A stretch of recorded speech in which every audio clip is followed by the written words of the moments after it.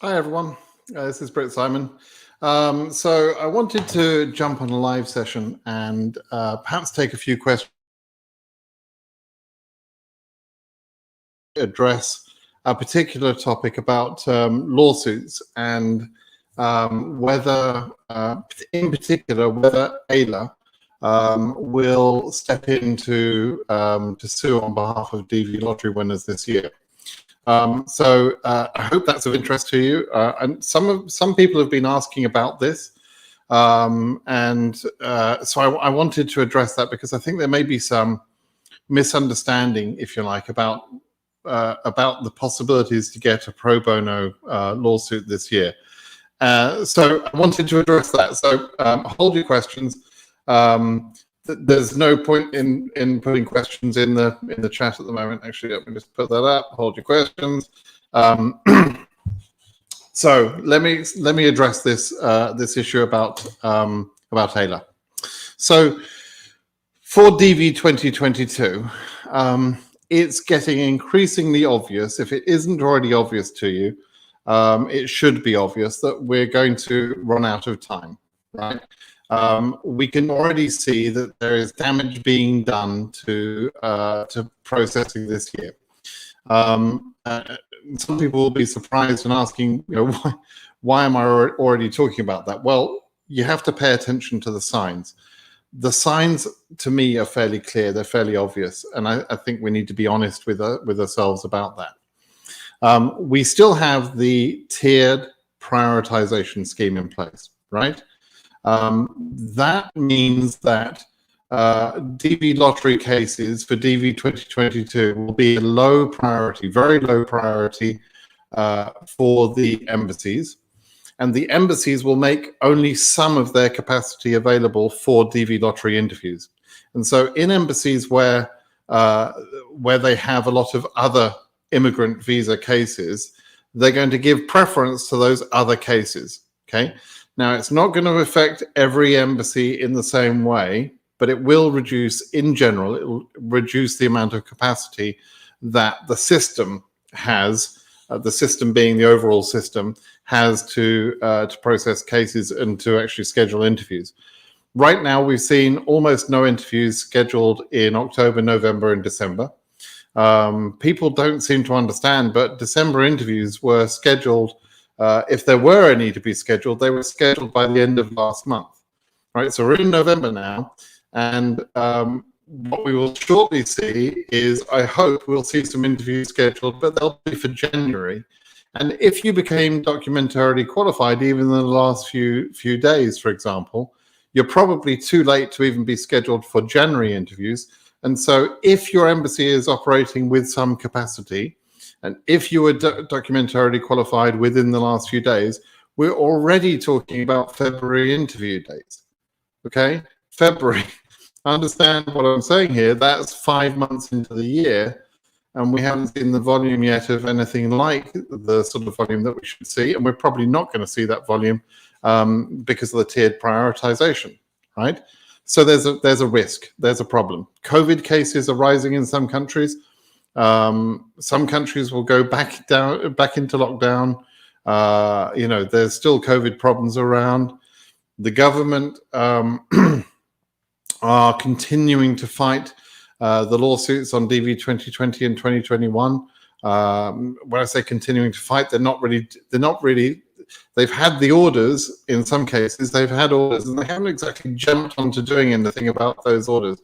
So the government are not using the opportunity now, for example, to schedule DV 2021 cases in the Go suit or in the Rai suit, and they could be doing that. They could be using this capacity, this unused capacity, because DV 2021 cases are not subject to the tiered priority scheme because Judge Mehta found that unlawful.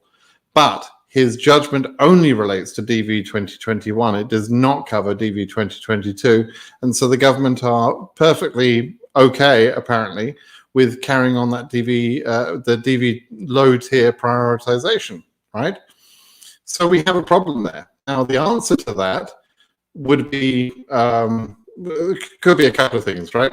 The government could, of their own volition, on their own decision, say, oh yeah, we've been told this is a bad idea. We've been told by Judge Mehta it's an illegal prioritization. It's arbitrary and capricious. It's not based in law. And therefore, we shouldn't apply that to DV 2022. And they could remove that. That could happen at any time. It could happen tomorrow. I don't know. Surprise me, government. That would be lovely, right? But if they don't remove it, that's going to be a severe limitation to DV 2022 cases. At the same time, they're going to cause some delay later, because at some point they'll have to start processing the DV 2020 9,095 cases. They'll have to process about another 10,000 DV 2021 cases. Those other cases will take capacity from within the system. So there are other impacts to an already stressed system and a low prioritization for DV 2022. So you should understand by now there is problems for DV 2022. All right, let's just be clear about that.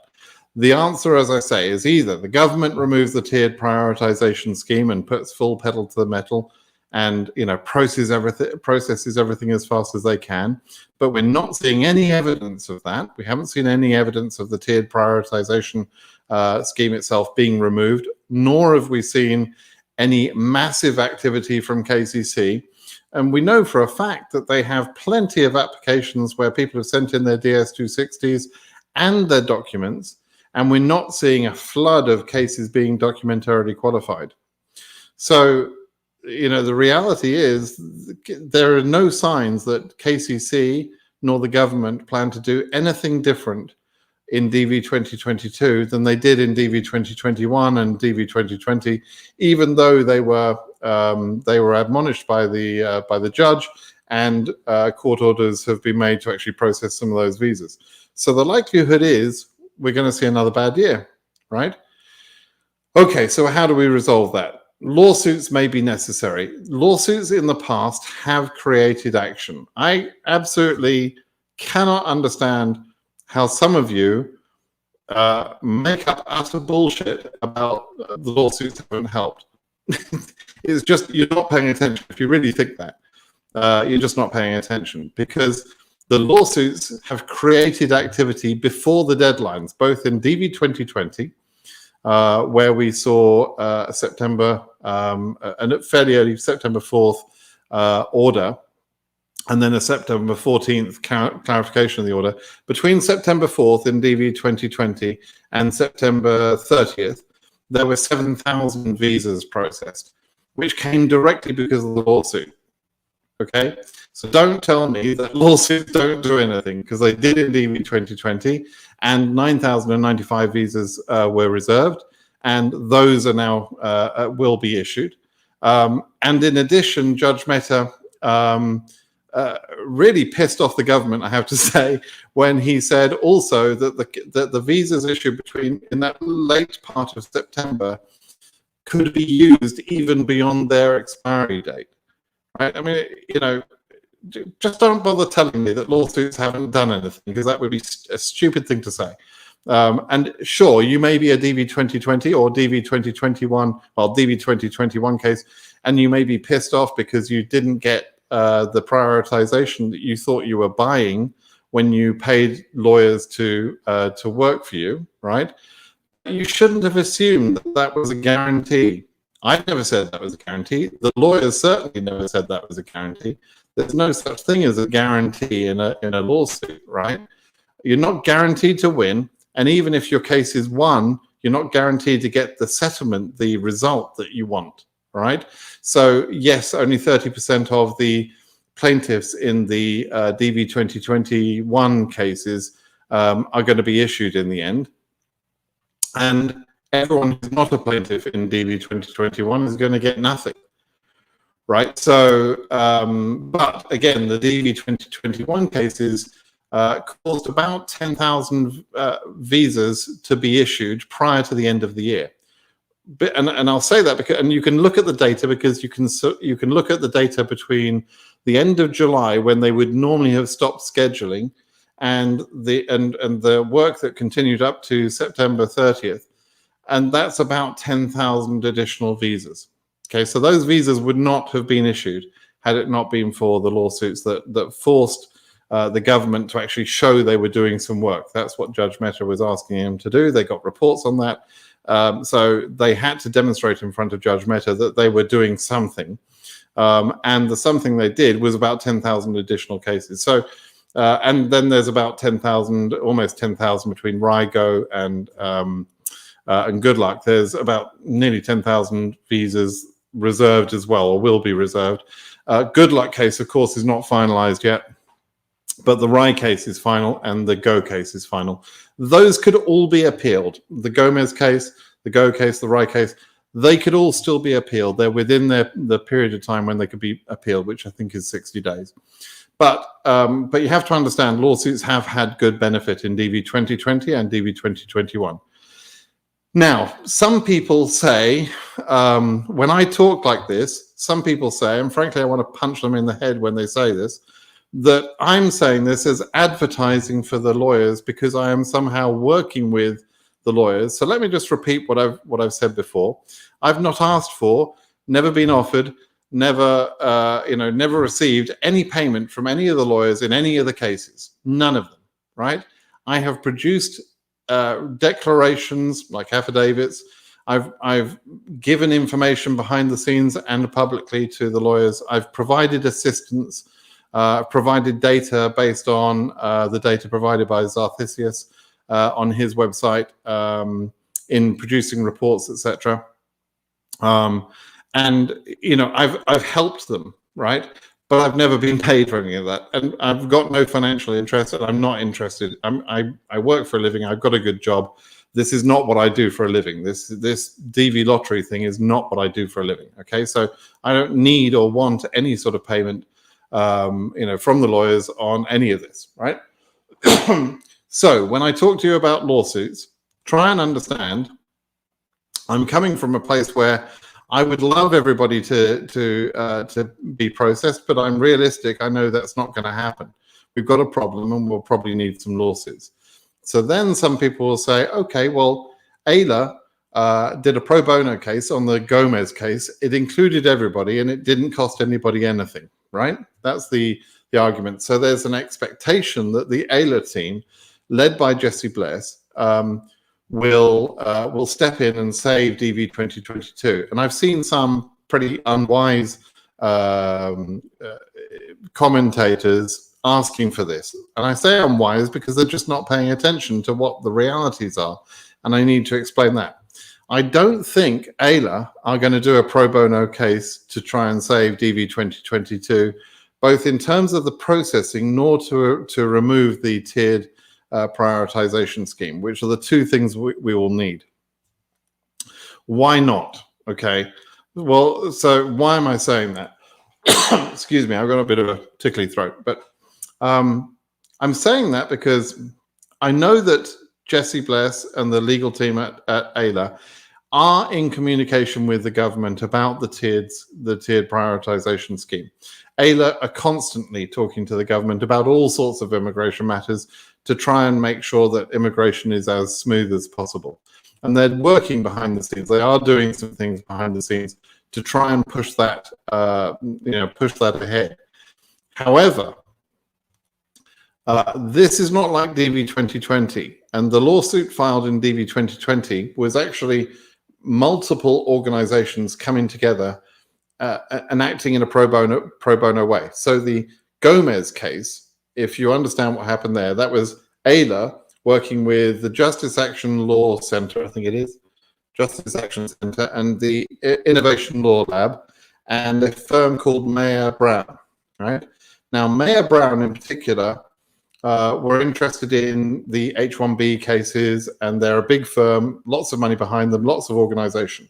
Justice Action Center and Innovation Law Lab, were happy to work on these things pro bono. All of those teams worked on this pro bono.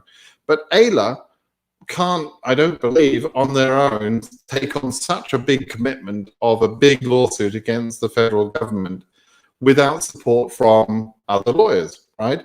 And Mayer Brown provided, quite a bit of the horsepower because they were interested in the H1 cases that were part of the original Gomez case. In the end, those other types of visas got thrown out of the Gomez case. Judge Mehta denied all the other types of cases, and fortunately, it gave us a win in the DV lottery cases. But the case may not have been filed had it only been about DV lottery, because the lawyers needed the support of the other legal teams. They need to spread that work out. That's what pro bono cases are like. Every lawyer is, encouraged. They're not required, but they're encouraged to do some pro bono work. They use their skill sets, they use their resources, etc., to do some work for free for some people during the year. And all of the lawyers that you know have done some aspect of that. I'm quite sure of that, right? We saw evidence of that with, obviously, the Ayla team in the Gomez suit. The ACCA suit was also a pro bono case, I believe, and which was the DV 2020 suit. But the Go case, the Rye case, Good Luck case, obviously all of those lawsuits, they're all paid for cases, right? So now, if you're expecting the good lawyers we've got, the Charles Cook, Greg Siskin, Curtis Morrison, Raphael Arena, if you're expecting them to continue to work for free, then I'm sorry, I think that's unrealistic. If you think Ayla are going to step in and work for free, I think that's probably unrealistic too, frankly. And Ayla don't have the resources without the support of other lawyers. So is it possible that we might see some sort of combination of resources? I'm not saying it's impossible, but I just don't think you should bank on it, right? So ideally, we need the tiered prioritization scheme lifted somehow. We may have to sue for that, or it may just not happen, or it may just be done because the government does it. But assuming that doesn't happen, we'll have to have lawsuits filed in a few months' time, I would say, probably in 3 or 4 months' time from now, that will be very similar to the cases in DV 2020 and 2021. Okay? And those lawsuits will probably be paid for. They're not going to be pro bono cases, I wouldn't have thought. So you have to sort of understand that, there is no right to immigration benefit through the DV lottery. The government, to some extent, control the processing, etc.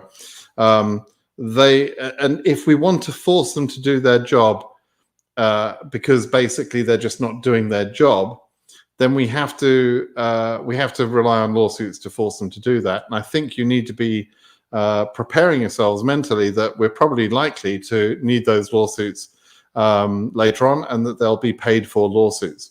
Okay. Now, as I say, I don't stand to gain out of any of that. I'm not advertising for the lawyers. I'm just telling you the reality. And some of you don't seem to understand that. And some commentators out there on Twitter and that sort of thing just seem hopelessly confused about what's possible and what's realistic, etc. So I wanted to clarify that. And I hope I've done that. I hope I've explained that. But we'll see. We'll see what sort of questions we get, based on that input. Okay, so let's take a couple of questions. What do I think about the Build Back Better? Is it likely to happen? How will that save DV lottery? It's a great question. So you'll have seen a few days ago the government managed to pass an infrastructure bill, which was one part, if you like, one half of a large amount of law change that Biden's government is trying to get done. Biden's government had to break the bill into sort of two pieces.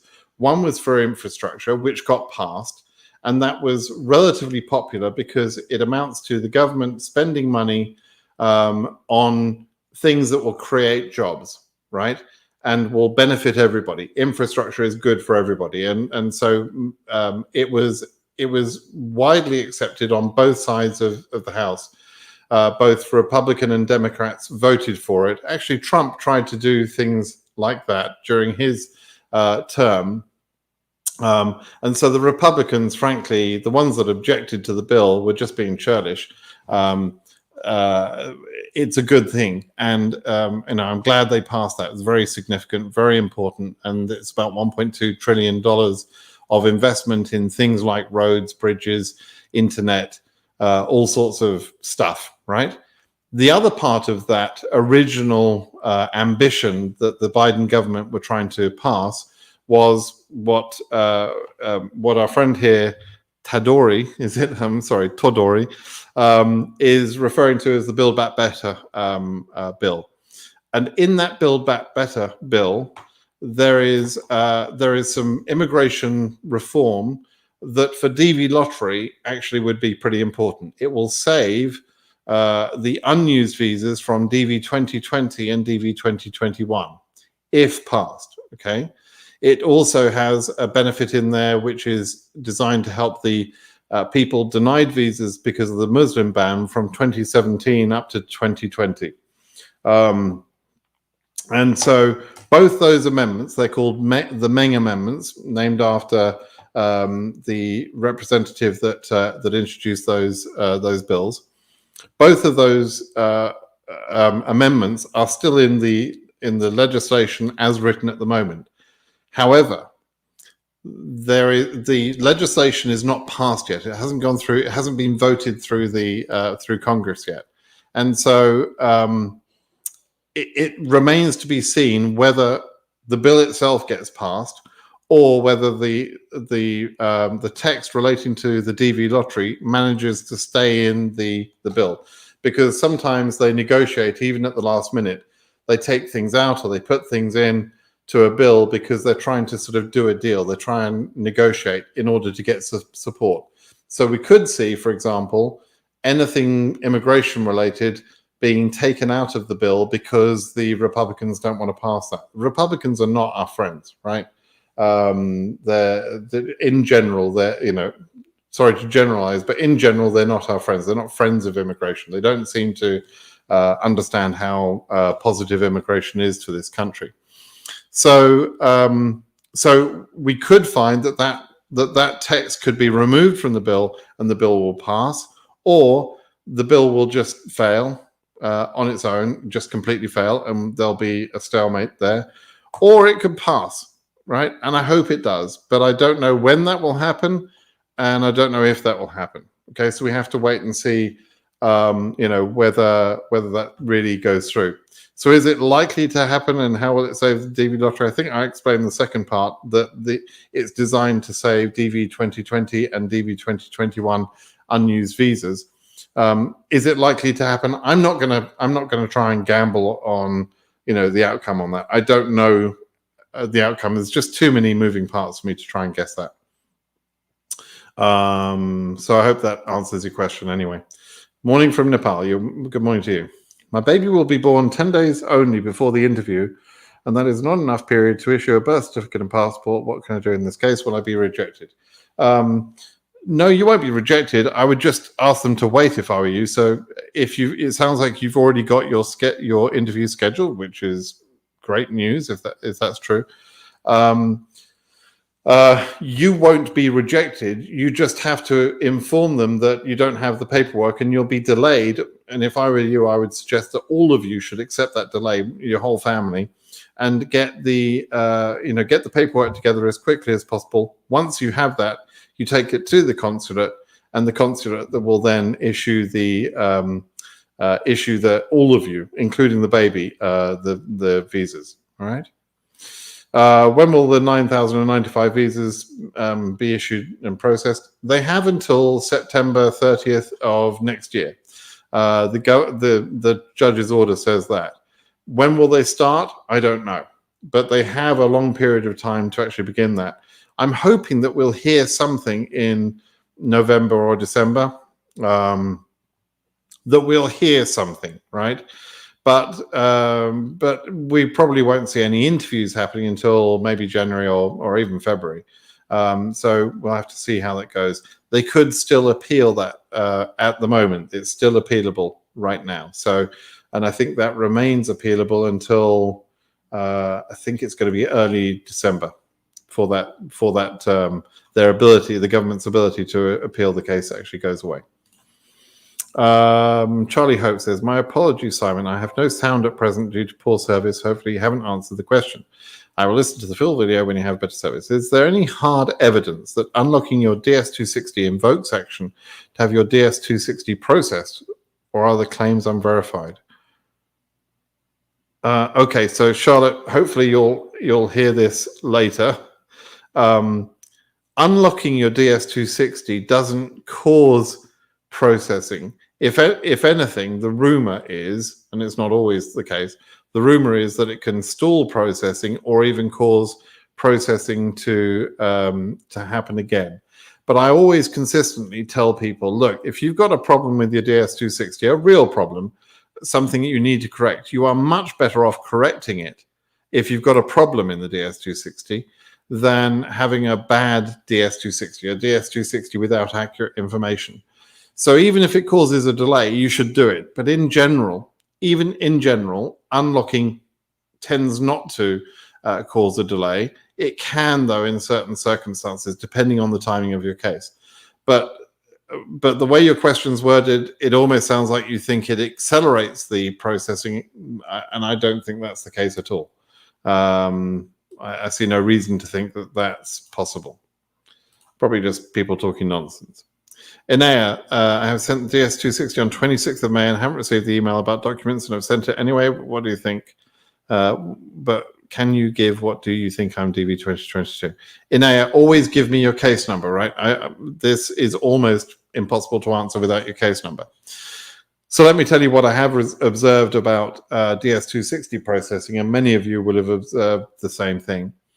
They still haven't processed many or any cases which were submitted after about May 20th. There was a definite pausing of work around about late May, where they switched resources onto DV 2021 from DV 2022. Right, so instead of processing DV 2022 cases, they put those resources onto DV 2021. Now, that's a problem for DV 2022, but I'm glad they did it because it meant there were those extra 10,000 visas scheduled, at least, and in many cases issued, that wouldn't have got done otherwise, right, for DV 2022. 2021. So it impacted DV 2022. Your 26th of May submission was just after that point, and I think therefore you went into this black hole where DS260s were not being processed for some time period. And the other thing you have to understand is a lot of people have submitted their DS260s early in the process because documents and DS260s, we've been saying this year and for some time, get them in quickly. People have watched the last couple of years where some people got an opportunity to be processed, and it benefited some people by being in early. And so some people took advantage of that, right? So there's a lot of people, probably, a high percentage of cases were submitted in that early May period. So, you just have to be a little bit patient. Now, does that affect you at all? I don't know, because I don't know your case number. That's why I asked for your case number. If your case number is a high case number, then this probably makes no difference to you anyway, because you have to wait for your case number, to be current before you can be interviewed.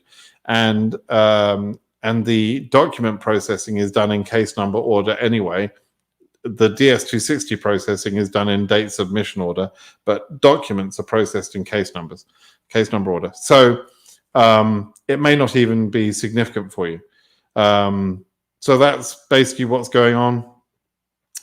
I've been hoping that we're going to see activity from KCC, but I have to say they are still working very, very slowly.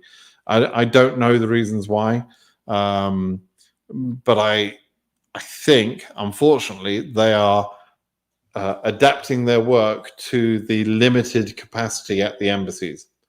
I hope they're not doing that. They'll be sued if they are doing that. We'll find out if they're doing that. But frankly, we'll only find out if they're doing that in lawsuits. And, but I think that's what they've been doing. So I'm just guessing, but I think that's what we're dealing with right now. South American, Carlos, I don't know. Off the top of my head, I haven't got the numbers to hand. Why are you asking, Carlos? I mean, why is that important? I have produced a video and I've listed out the highest case numbers before, but I just don't have them to hand. But it just seems like, why would you need to know at this point? Zuleha. I don't understand why they process the DS260s on who submitted first when they don't schedule them anyway. I know, it's stupid, it's dumb, it's the way they've always done it. And in a normal year where they're operating at normal capacity and they do the work, it actually doesn't cause a problem. It doesn't cause much problem. But since they introduced the document process, which goes by case number order, it's really screwed things up, frankly. I mean, the two systems are not in sync. It's just a bad process. You don't understand it. I don't understand why they do such a stupid thing. I would like to fix it, but I have no power to fix it, unfortunately. Olivier. Hi, Mr. B. I'm AF 19,000. I submitted my DS260 early June, but haven't received the email requesting documents. Any worry? No worry. It's normal. They haven't got round to those later case submissions. But if I were you, I would send in your documents anyway. You don't need to be asked to send them in. Just send them in. Zuleha, what if you're not documentary qualified when your number is in the visa bulletin? Please explain this. Doesn't matter. Some people seem to think that if the visa bulletin goes past your number, you somehow lose your chance. That's not the case at all. When you become documentarily qualified, you will be in, you'll be in processed at the next available point. It doesn't really matter that the number's gone past you. Forget that. It doesn't. That doesn't make any difference, right? So don't worry about the thing you're worrying about. Does KCC still have 5 contractors looking at DV 2022 cases? The process, I'm afraid, may wind up being like DV 2021. It will, Nana. It's obvious.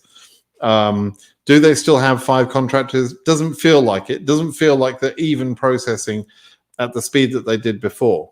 I don't think they've even got the 5 working. They may be suffering with COVID sickness. They have, based on statements made by some of the KCC staff, they have something like 28 or 30 people in total. 5 of which were allocated to the work of processing documents, and the other people are allocated to things like DS260 processing, scheduling of interviews, answering the phone, which they haven't done for quite some time. They haven't answered the phone for about a year. And so, it's obvious if they're not picking up the phone, they're obviously either not at full capacity or they're using their full amount of resources to do other work. But we're not seeing them answering the phone. We're not seeing a flood of cases being processed of the DS260s. We're not seeing a flood of people getting their documentarily qualified. So what the hell are they doing? The only explanation I can give is that there are less people working than they actually need because of sickness or whatever the heck else. Now, one explanation for this may be the fact that the work done by KCC is self-funded, right? This is going to upset some of you. The work is self-funded. Your fee, when you pay your $330 for your interview, your fee is what's paying for that processing that the embassy and the KCC staff do. And that's, effectively, KCC work doesn't cost the government anything. That's the plan. However, if almost all the resources at KCC are contract staff funded by these payments of the $330. If the government knows that it's not going to process very many cases, They know they're not going to get those $330, and so the budget will be reduced that pays for the staff that do the work. So I think, and this is the bit that's going to annoy many of you, it should annoy many of you because it annoys me. Let me just cut this off. I think that they reduce the amount of people they got working based on the limited capacity, this tiered prioritization scheme. They reduce everything back from that, right? They say, okay, we're not going to be scheduling 4,000 cases a month or 5,000 cases a month, or not cases, but people. That's 5,000 times 330 dollars that they would normally expect to receive, but they're not going to receive. And so they have to say, hang on a minute, if we're only going to schedule 500 cases, not 5,000, our budget needs to be reduced. Therefore, we'll reduce the number of people working at KCC. Can you imagine if they do that? I don't know for a fact that they do, but I wouldn't be at all surprised. Okay, I think that's actually what's going on, but it's just a suspicion. Again, once we sue them, we can find out if that has been the case. But I think that's what happens. So anyway, yeah. Address. Recently, DR email, document request email received for DS submitted in June. Okay, interesting. What do you think about that?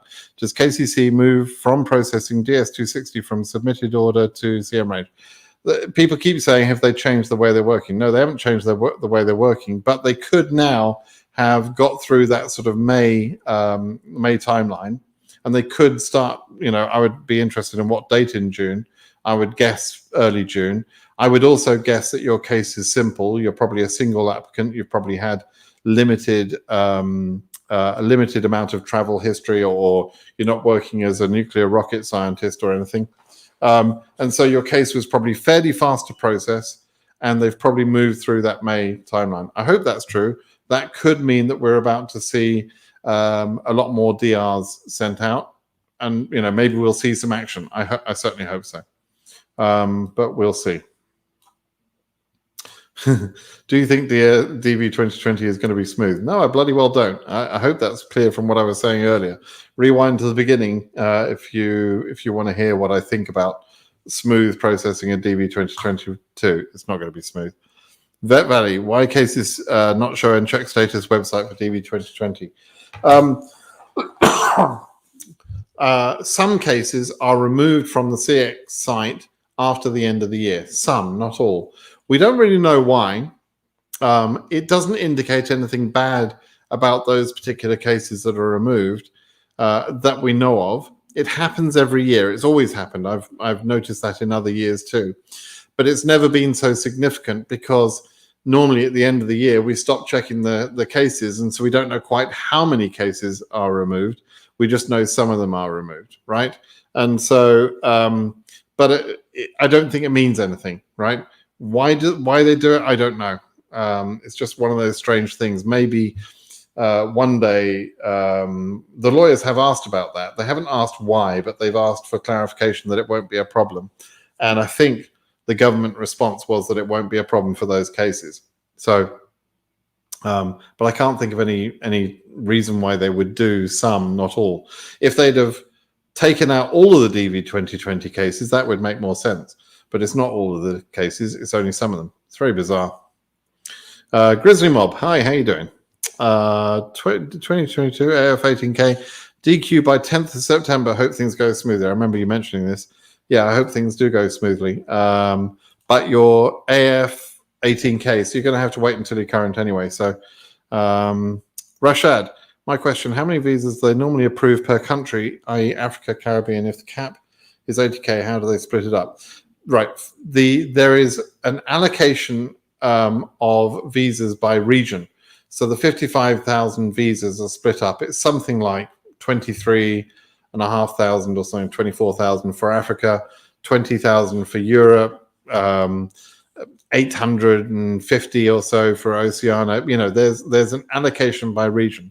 There is no allocation by country. There's a country cap. No one country can exceed more than 7% of the total global number, but there's no allocation to any specific country. It's first come, first serve. And so the only quotas are regional quotas. So that's how they split it up. The cap isn't 80K, the cap is 55K, right? So there's 55K visas, so that's how it works. But many people don't apply, right? So they'll tell 35,000 people they're winners, for example, knowing full well that 10,000 of the 35,000 won't even try and process the case, right? So, and I'm just talking about one region like Africa. That's the sort of thing that goes on. They'll tell 35 or 40,000 people in Africa that they've won, fully expecting about a third of those cases to never try and process the cases. And then also understanding that some people will try and process their cases, but be disqualified for various reasons. And so the numbers get filtered down. Having said that, there have been years where there's not enough visas to go around. And that typically happens when they select more than about 100,000 selectees globally, which is the case in DV 2022. So if everything was working smoothly, and if all the interviews were being scheduled fast and everything was working well, we would see DV 2022, sort of running out of visas, right? Whether that will happen or not, I don't know. What the impacts will be, we'll have to see. Thank you, Tadoria. It's nice of you to say. I'm glad you got your answer. Olivier, which date of DS26D submission is considered, the one for the first submission or the one where you reopened? People often ask this. I kind of dodge the question. It depends exactly where your DS260 has got to in terms of processing, and people focus on this too much, and they're expecting this to be a very precise answer. It's just not answerable in a precise way, and so I try not to sort of answer that question. Unlocking sometimes will cause your case to be reprocessed, sometimes won't. Unlocking at the wrong time will sometimes cause you a delay. Sometimes you unlock at the right time and your case wasn't processed anyway. So, it's just not an easy question for me to answer with a simple answer. Milos, you sent the DS260 sent documents without being asked. Still not DQ. Is there a moment when I should send documents again? No, not really. As long as you're sure that you've sent them in the right way with the right subject line. The subject line is hugely important.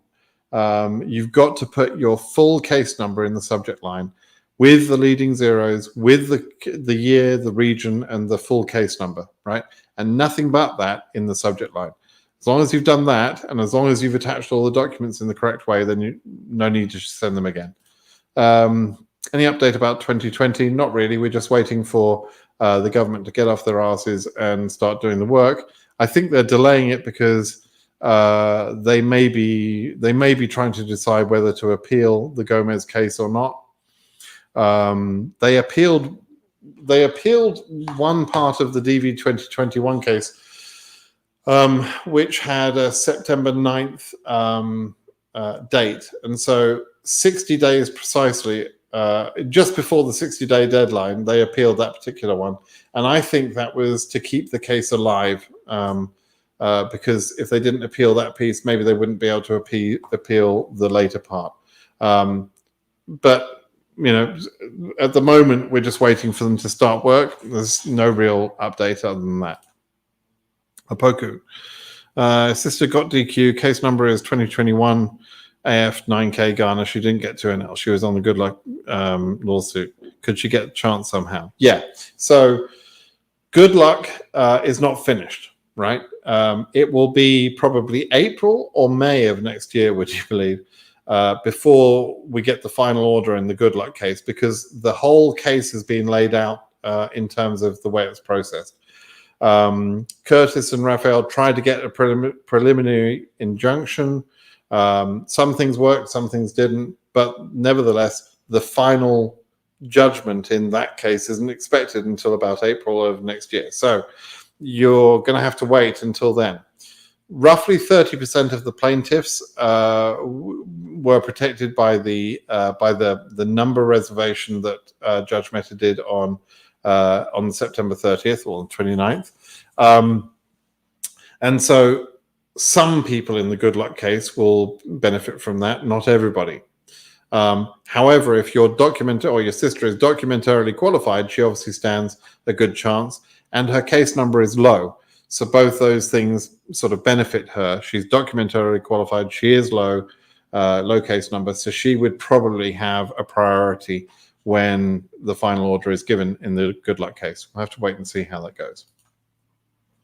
AF 26221. Submitted a DS260 and documents since March, but haven't heard anything from KCC until now. What's happening? In a normal year, Kingsley, your case will be over. If you're not a plaintiff, then your case may well be over. The processing in DV lottery cases ends each year on September 30th. That's normal. That's always the case, right? It's different this year because of the lawsuits for some people that became plaintiffs on those lawsuits. Some of those people got some protection. And there is one group, there is your Africa 26-2021. There are some European consulates that if your case was being processed by them, then there are some cases or reserve visas, about 960 reserve visas in the RAI case, but that's only for a small number of the embassies. So if you're in Africa, that's not going to help you. And if you weren't a plaintiff, you're going to get no help there. Your only remaining opportunity or chance is the immigration law that I mentioned earlier. That's the only remaining chance, right? If you weren't wise enough to become a lawsuit plaintiff, then I'm sorry, you kind of made your decision then, right? And actually, if you live in Africa, you could have signed on to the good luck case for $0. So I wish you'd have signed up for it. If you didn't, that's unfortunate. So Bufnar, what about those who reopen the DS260? When will they get when will they get confirmation email? Who cares? That particular question drives me nuts. Why do you care whether you get the confirmation email or not? Forget it. It doesn't make any difference, right? It doesn't matter. So whether you get it or whether you don't get it, forget about it. It doesn't matter. If you resubmit your DS260 and it says completed, they've got your DS260. You don't need to worry about the damn confirmation. Okay, forget it. Oh, Aloy, well, that's an interesting name. Aloysius. Just got in. Is there any hope for DV 2021? No real news yet. Okay, so we're waiting on that. And that's a contribution. Thank you for that. That's sweet of you. Bufnar, okay, just answered that. Ronesh, just a question. If a single applicant goes through and moves to the USA and then decides to get married back to their home country, in that case, how will they bring their partners? It's not a DV lottery question, really. It's like if you've moved to the USA after receiving your DV lottery visa and then you become a lawful permanent resident, then you can get married and you can sponsor your spouse, but it takes about 2 years. Okay, and it's a different process. It's an I-130 process, family-sponsored case, but it takes about 2 years. And I say about 2 years. You should probably expect it to take longer at the moment because all immigration matters are backlogged. There's a massive backlog. I personally applied for my citizenship about a year and a bit ago. And on the very same night, both my wife and myself applied for citizenship. She just became a citizen about 2 or 3 weeks ago. I'm still waiting for my citizenship interview.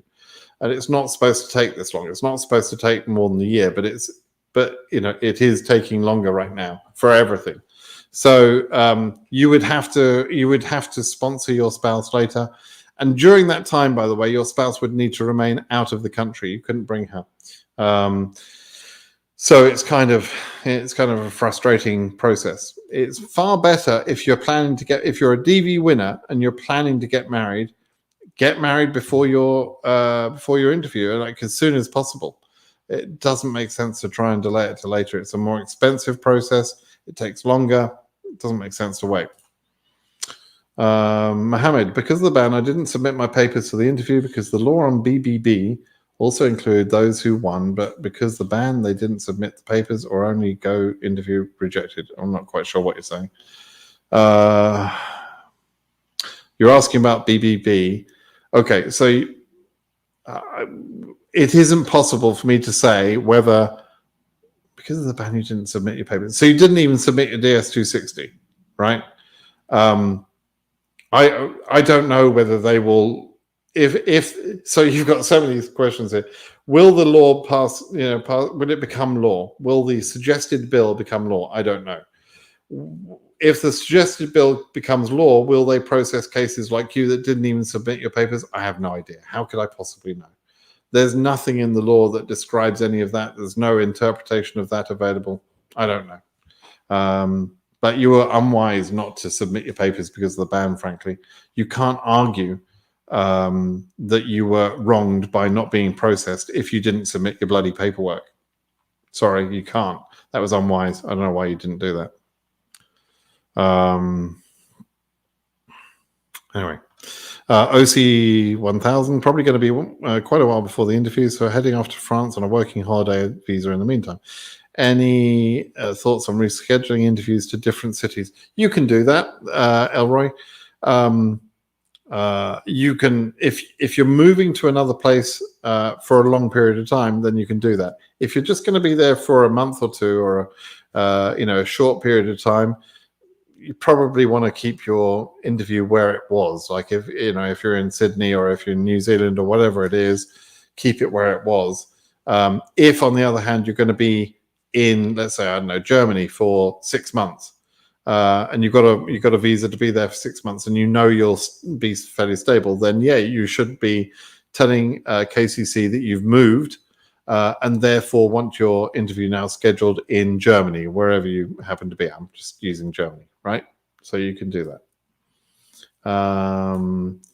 Do I consider number EU 20,000 high? It's not low, but like that. It's like medium-ish, right?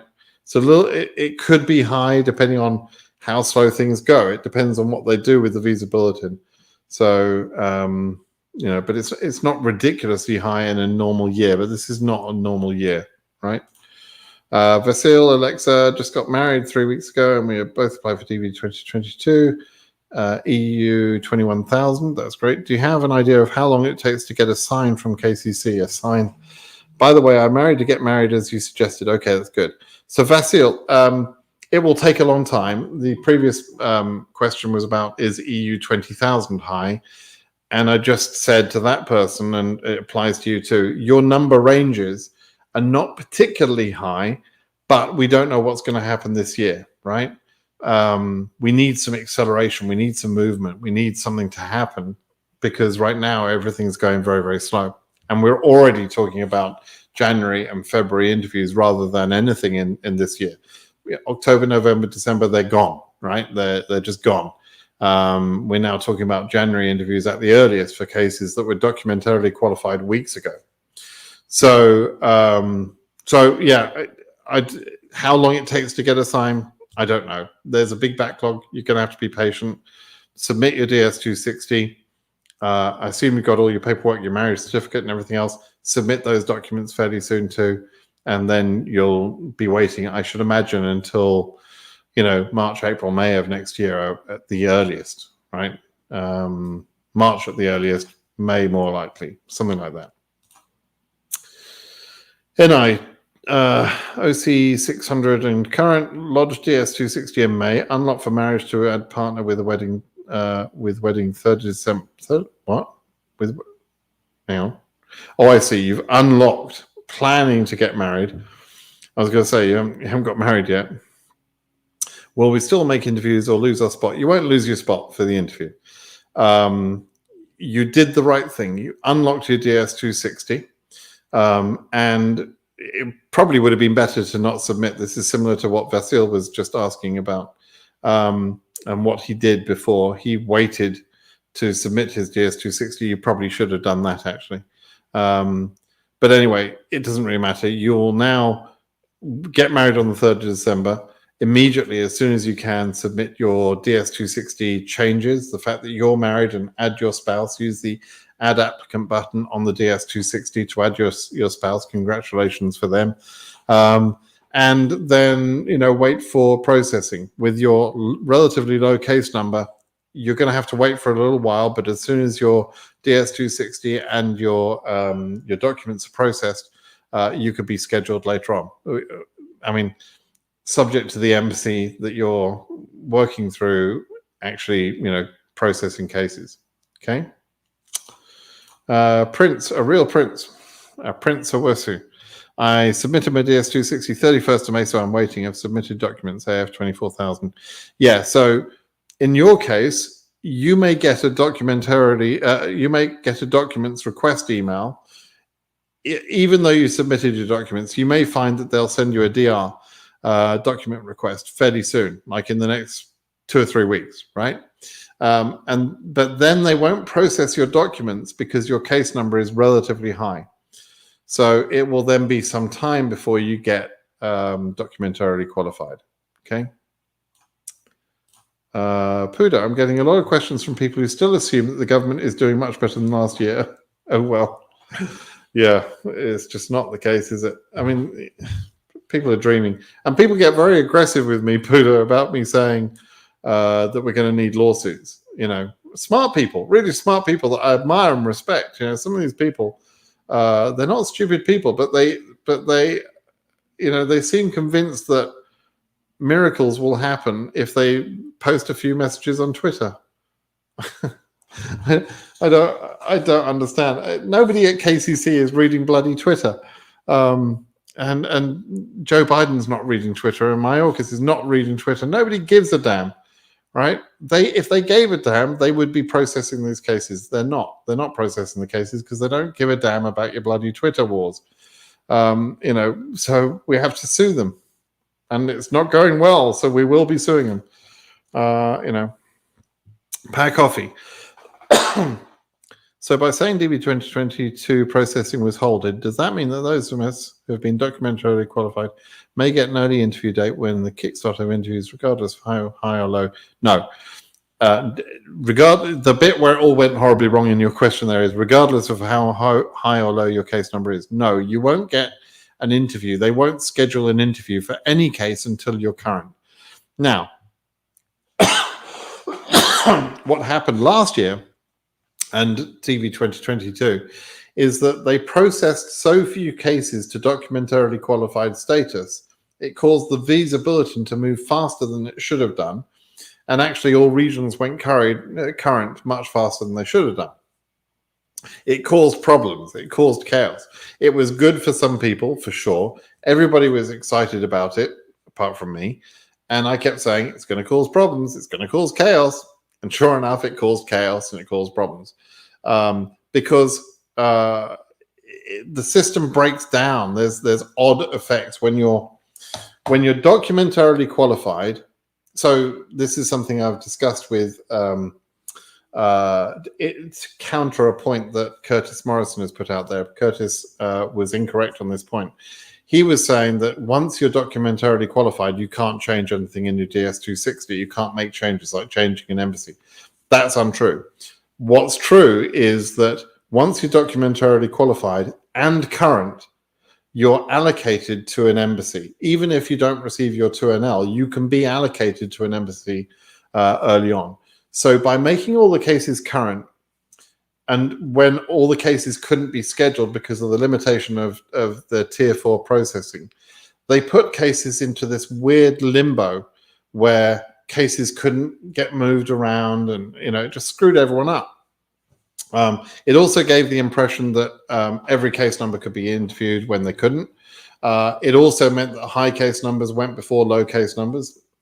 All bad symptoms of a badly performing system. And it was because they gave Charlie Oppenheim bad information based on the fact that they were holding back the documentation or the qualification of the documentation for many cases. KCC were doing that. They were doing a shitty job.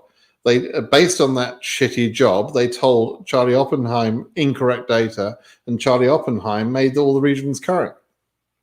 Screwed everyone up. It was great for some high case numbers, and it was great for adjustment of status cases, but it was bad for almost everyone else.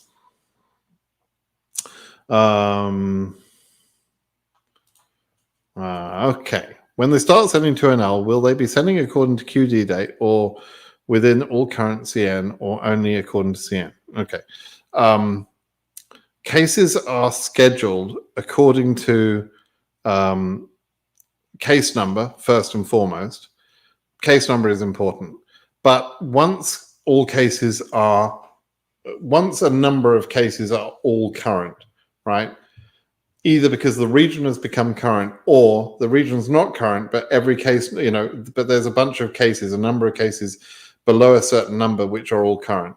Once those cases are all current, the way that they prioritize is based on not case number, on documentarily qualified date, the date of the date you became documentarily qualified. So in previous years, when things were working well, that meant that a visa bulletin moved on. We got a bunch of people who suddenly became current, and people couldn't understand why this case got scheduled before that case, even though this case was was like a low case number and this case was a high case number. People could never understand why, and it was because of the documentarily qualified date actually being the prioritization. So that's we now understand what has always been happening. And it's just some part of their process that wasn't well publicized. Okay, but we understand it now. Is it true you can be denied the visa based on your high school diploma grades? Yes, of course. If you don't meet the requirements, you can and will be denied. If you don't meet the requirements, right? If you don't meet the education requirement, you will be denied. If, on the other hand, you don't meet the education requirement, but you have a profession, and I underline the word a profession, work experience in a profession which meets a certain standard, then you might be able to pass and be approved for the interview, even though you didn't meet the education requirement. Okay, so you can meet the education or work experience part is an either or. You can meet the requirement either way. You don't have to meet the requirement both ways, just either way. The most normal one is based on education, but if you don't meet the education requirement, you won't be approved if you also don't have the work experience. Excuse me. Shingi, what a great name, Shingi. Hi Simon, I submitted my DS260 on the 5th of October 2021, sent my docs 2 without receiving the email. AF 47, any luck of being interviewed with all these DV 2020 interviews going on, lawsuits going on? Wow, so you submitted fairly late. You have a relatively high case number and chaos is going on. We're not getting a lot of processing and the lawsuits are out there for 2020 and 2021. You've got some risk. I can't tell you that there's no hope. I'm not going to say that, but we need things to speed up. So you have to wait and see, Shingi. I can't sort of say anything more than that, right? Green Power Hands. I'm going to get some great names here today. For countries with low selectees, such as Tunisia, if most of the winners have high case numbers, do they get a chance of interview anyway, considering the fact that each country must have its share? No. So that last point is bullshit. It's not true that each country must have its share. That's not true, right? There is no allocation per country. Do they get a chance for interview anyway, even if they got a high case number? No, they don't get an interview until their case number is current, and the case numbers are set by region. It doesn't matter if that embassy has got only a few winners. It's not based on the country. The only advantage for a country such as that is we saw some embassies in 2021, for example, and 2020, that had so few winners and so little activity that they could pretty much get all of their processing done in a few days, right? So in DV 2021, for example, there was, I think it was Bern Embassy, that suddenly reached out to KCC, said, we've got a bunch of availability. I think 10 or 15 cases were scheduled for one single day. And that was pretty much the whole of Switzerland in terms of how many people were waiting for interview. They literally got them done in one day, right? So having an embassy where there's not very many people is somewhat advantageous, but it doesn't get round the high case number. It doesn't get round the and there is no concept of each country having its share, right? You still have to wait to be current. All right. What are the bad mistakes in DS I've made? Mistakes in the field of experience and study. In the DS 260, mistakes that give a false impression of your name or your experience or whatever, that make it seem as if you're lying deliberately, those things are of a concern, right? It's not normal for one question to cause you to be denied, unless it's a blatant lie, right? If you have been refused for a visa before, if you cover up some sort of wrongdoing that you did by lying about it in the DS260, if you claim to be single when they find out you're married, if you claim to be married and they find out you're single, those sort of factual errors, those things can cause denial for one question. But those things are relatively rare, and frankly, you know if you're a liar, right? You know if you told the truth or not. If you've just made little mistakes here and there, that's not too bad, unless those little mistakes all add together into giving the impression that you were trying to commit some sort of fraud. You're trying to cover something up, right? And those things can lead to denials, particularly in countries where there is a high rate of fraud, such as Ghana, for example. They're very easy to get denied at Accra Embassy, even for very good cases that are totally legitimate and not fraudulent in any way. But people have made 2 or 3 little mistakes in the DS260 that gives the consular officer the impression that this person is a liar, because they're allowed to be subjective. They're allowed to make that determination at the interview time. So it does happen, but as long as you're not trying to cover up, study or work experience that is somehow you were scared to tell them what you did, that's okay, as long as you're not trying to cover something up, right? Now, if your work experience, for example, was you were in the army and you battled against America, for some country, etc., then yeah, and you left that off your DS260 because you thought you'd try and be clever, that can get you denied. Yeah, of course. Okay. Hassan, I love your photo. I sent the document 6th of October. Why don't they send an email to tell me I'm ready to interview on OCN? Right. Well, your case number is not current. You're not ready. You sent your documents on the 6th of October. You didn't tell me when you submitted your DS260, but your case number is nowhere near current, right? So you need to be patient. Chirag, AS8000, submitted your documents on August 17th. Since I have not been DQ'd for this while, I decided to email KCC, and they replied that they've not received your documents. Okay, so you need to be very careful to check that you sent your documents according to the instructions properly. Did you attach the documents? Have you attached them through a good format? Are they readable, legible? Did you name the case? Did you name the email correctly in the subject line with your case number? If you didn't put the correct case number in the subject line with the leading zeros, the full case number, then effectively it's like you might not have, may as well not have bothered sending the damn thing, right? Because you've got your own email lost, right? So it could be that. Now, having said that, I've seen some cases recently where people have done everything right. KCC have told us you're missing a document, or we didn't have your documents or whatever, and those emails are just like bullshit. They're just sending out, not true emails because they're trying to put work off or something. I don't know why. But that can happen, right? But first thing you should do, Chirag, is check the documents that you sent. Make sure that you've done everything properly according to the instructions. Okay. Laura, the region's feasibility numbers are slightly higher than last year. Do you think the trend will continue? People try and predict trends based on the feasibility numbers. I've been doing this for 8 years or so, and it doesn't work the way you think it works in terms of there's a trend. Oh, it's going this fast.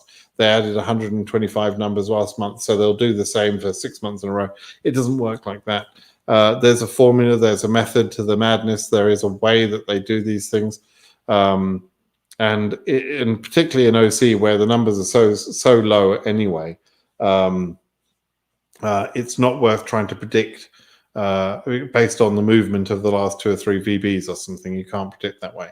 What I would say is that your case number is pretty low. It's not that high. I had a conversation with someone the other day who had an OC 1200, and they were asking that they were moving, and would they be able to adjust status in time. And I'm convinced that that number, OC 1200, was going to be current, all things being equal, probably by March or so at the latest. So you should be current by February or March probably. It should be fine. Okay. And don't forget, when I say by February or March, I mean for February or March interviews. And right now, the visa bulletin they just released is for January interviews. So what I'm saying is that I think it's at 650 for OC at the moment. You'll probably see those 500 numbers being added in about 3 months ish, right? I mean, roughly. We'll have to see. Al Hussein, dear Simon, case number 3K. DQ since 6th October. Is there still hope to get interviewed in the coming month? Well, what do you mean in the upcoming month? If you were DQ'd since 6th of October and you're AF3K, you may get an interview for January, right? You won't get an interview in December, that's for sure, or November, obviously. You may get an interview in January. It depends on how many people are documentarily qualified in front of you at your embassy, okay?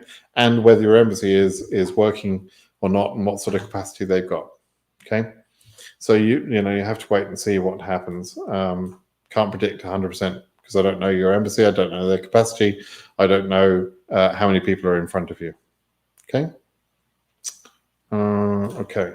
Let's see. A couple more questions here. Daniel says, my brother already submitted DS260 with AF 28,000. They just got a baby. Should they unlock the DS260 to add the baby, or can the adjustment be made at the interview? Oh, for God's sake, no. Don't try and do the adjustment at the interview. That's nuts. You've got to tell them early, Daniel, right? Your brother has to unlock now and resubmit. He needs to use the Add Applicant button to add a DS260 for the baby. And for the brother and his spouse, they need to unlock their DS260s to add the fact that they've got a child as well. You don't want to leave that until the interview. It's just that's just making life complicated. You want to let them know as fast as possible, okay? So unlock and do that. Grizzly Mob has so many cases below 7K got their interviews in December in Morocco. So I think they're scheduling based on embassies' ability to hold interviews. You're correct. Morocco did very well in DV 2021. I think they were probably about the first embassy that started to interview. When we saw interviews happening again, they did very well. So Morocco seemed to have big general capacity and probably not a lot of non-DV immigration cases, so that they can use much of their capacity on DV cases.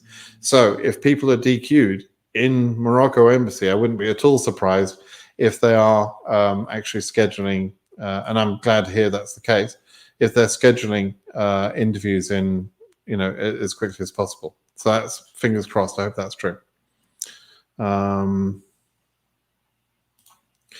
Yeah, all these numbers we talk about, the number of selectees, the 55,000, the 3850 and everything else, that includes derivatives. Bibek, yeah, it includes derivatives. Okay. AF 2022, you're 56,000. You've done your number wrong. It should be 2022 AF 56,000, right? Otherwise, it's confusing to read. You're 56,000. I sent my DS260 in May. When should I get my your case number to be current? July of next year, probably July, August of next year. A long time from now. You've got to wait a long time. It's not going to be quick. Your case number is relatively high. Okay, so you're going to have to wait a long time. Which period do you recommend if DS260 to be unlocked for minor changes? Before DR, between DR and to DQ? As soon as possible. As soon as you need to know, as soon as you know you need to unlock your DS260, the sooner you do it, the better. Don't screw around with this stuff. Get it done. Like, people are trying to be, try and get the timing right. Don't get the timing right. Get it done, right? The earlier you do things like correcting mistakes, the better. Now, don't unlock your DS260 for some dopey little thing like, people ask me all the time, I put my education as being completed on July 8th, and I found out it's July 5th. It's not July 8th. It's just that my certificate says July 8th. And I now know it's July 5th. Shall I unlock? No, you shouldn't bloody unlock. It doesn't matter, especially if that July 5th and July 8th we're talking about is 10 years ago. Who cares? Who cares what date you finished? Nobody cares, right?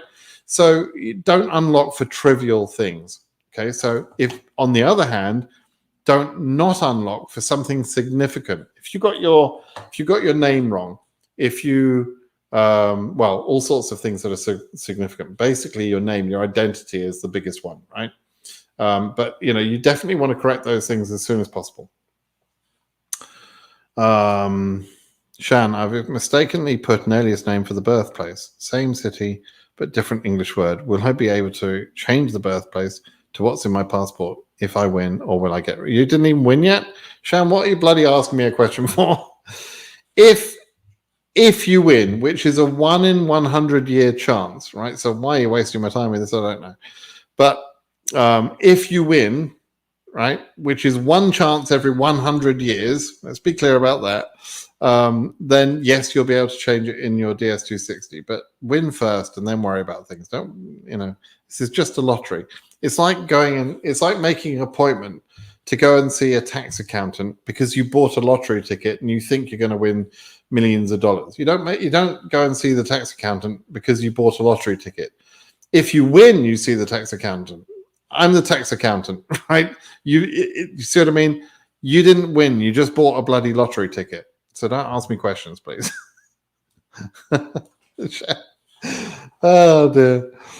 Oh, I'm not being mean, Shan, but anyway.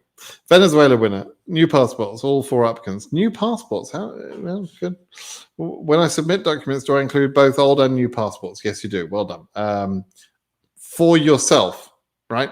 You don't need to include all the passports, old and new, for the derivatives, but for yourself, because you applied for the lottery with your old passport. Now you've got a new passport, so you need to show that you had a valid passport when you entered and that the information you gave was the right one. And then you need to show the new passport. For your derivatives, kids and spouse and whatever, you just enter whatever new passport, and that's the only document you need to send. Okay? I followed your eyelashes today. I'm a permanent... My eyelashes. Followed your eyelashes today. I don't know what my eyelashes have to do with it, hers, but you're a permanent resident, so congratulations. That's awesome. Okay. I've sent my DS260 in May. My uncle, whose address I will live in, changes phone number. You see, this is the sort of thing that I who cares that your uncle's phone number has changed? Nobody cares. The only reason that they ask you about an address in the USA is not as a sponsor, and they're not going to call that person or anything else. That's where they're going to send the green card if you are successful, right? So you can change that address. If the address is changed, you can change that at the interview, but you don't unlock to change the bloody phone number. Okay, that's the classic example of when not to unlock, right? Just a waste of time. Okay, let me just look for one more chance. Give me a chance, sir. A chance for what?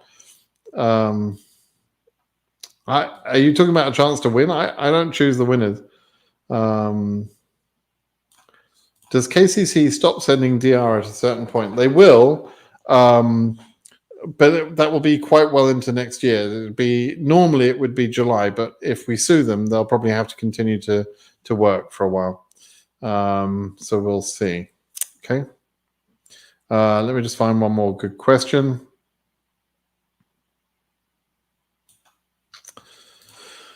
This is sort of a good question. Proin, I'm well, thank you, Proin. Your EU 15K, you're DQ'd since October. Can you travel outside of the current country of residence before your case is current? Do you need to get new police certificates when returning? Okay, you can travel, you can do whatever the hell you want. Nobody's stopping you living your life, right? You can change your home address, you can change your job, you can travel to another country, etc. However, if you stay in another country for over a year, then you would require a new police certificate. But because that's not likely, you're going to be visiting there temporarily and you don't have time to stay in another country for a full year, you won't need the new police certificate, right? So just a little bit of reading the instructions, Pravin, would tell you that you didn't need to provide that. Okay, so do that. Oh, and this is thank you, Puta, for a chuckle. Nobody gives a damn about your bloody tweets should be a thing. Absolutely, I agree with you. Okay, let me just answer this one then. When do you think the VB will be current for AS in May? Okay. I'm very intrigued to see how the visa bulletin progress is going to happen this year. Charlie Oppenheim is retiring. I think he just retired. So someone new at the department is going to be interpreting his formulas and doing things perhaps in a new way. Someone could easily come and say, yeah, Charlie did it this way, but I'm going to do it this other way, right? So things could change. We don't know what that means. I also think that they recognize now, based on some comments that I've heard made, that they realize they screwed up in DV 2020 and 2021, making the regions current. So, and processing could change, tiered prioritization could change. There's lots of factors, right? So I'm just not able to predict, and nobody should think they're able to predict whether regions will go current, when this particular case number will be available and current, etc. Just let's not predict things. We'll wait and see what happens, right? So I don't know when Asia is going to be current, if at all. And I don't want to predict. Okay. All right. I think that's about it. I think I've answered a lot of the questions. I see nothing else sort of really new. Let me just check. Okay, Shingi, sort of follow up here. This will be the last question then. Is it still a requirement for all DV winners to produce an affidavit of support, I-134? Smart winners do that. Stupid ones don't, frankly. The deal with the I-134 is it's given, you don't produce it yourself. It's given to you by someone that you know or have a relationship with in America. It's not legally binding on that person. They're not actually able to be sued to support you, right? Unlike the I-864, which is used in other types of immigration cases. But it's a very good way of satisfying the consular officer. The I-134 is a good way of satisfying the consular officer that you won't become a public charge. The public charge requirement is still a requirement. It's always been a requirement for at least 100 years, right? It hasn't changed. Trump tried to make some parts of it worse, more complex, etc., but those things were struck down. But the original requirement still exists. And so in theory, every immigrant case is supposed to be considered as to whether that person is going to become a public charge or not. In DV cases, the simplest way to get around that is an I-134. Some consular officers will ask for that, some won't. But the smart people go to the interview fully prepared, right? That's the difference. If I were you, I would have the I-134. If you don't have that, take financial papers to show that you've got a substantial amount of savings. Smart people prepare, and then smart people that have prepared well tell me how easy their interview was, right? People that don't prepare well tend to have problems. Okay. All right, everybody. I hope that was, it's been a long session. So I hope that was I hope that was useful. Please, if you didn't hear my comments at the beginning about the lawsuits and about whether AILA will get involved or not, and my explanations as to why I think they won't get involved, and why we won't see a pro bono case, etc. Please go back and listen to that. That was important information. And other than that, thank you to those that joined me. Thank you to the people that liked my video. Thank you to subscribers, and even thank you to Diego Coro, who gave me an angry face. A not like, I suppose. I don't know if that means that. Even thank you to Diego for that, who's apparently angry. Okay, everybody. Thank you. Thanks for joining. All right. Bye-bye now. See ya.